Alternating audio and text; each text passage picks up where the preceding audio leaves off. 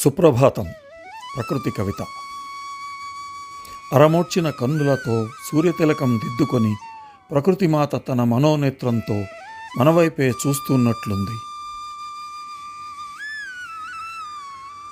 ఉదయకిరణ రేఖలతో తెలతెలవారుతూ లోకం నిదుర లేచి గతం మరచి మునుముందుకు సాగాలని,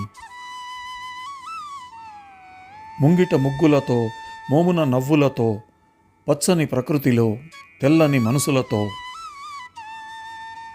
చక్కని స్నేహంతో సోదర భావంతో నిశ్చల ప్రేమలతో ప్రపంచం ముందుకు సాగాలని,